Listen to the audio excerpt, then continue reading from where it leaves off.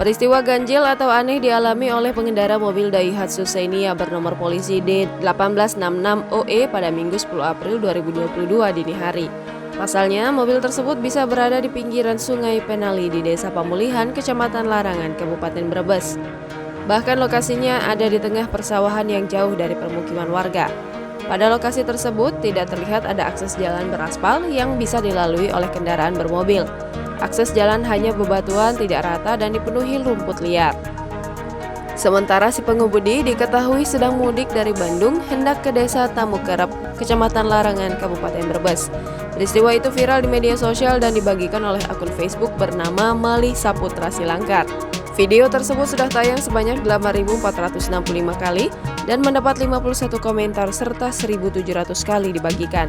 Akun Malih Saputra Silangkar bercerita kendaraan tersebut menyasar ke daerah yang seperti hutan.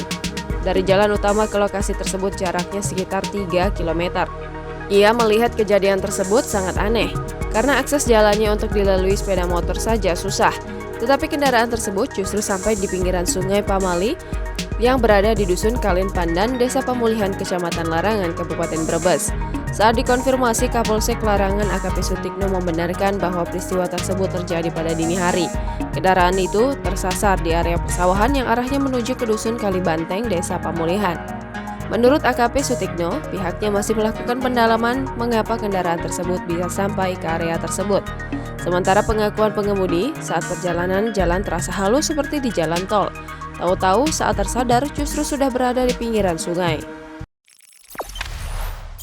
Jangan lupa subscribe, share, komen, dan like ya!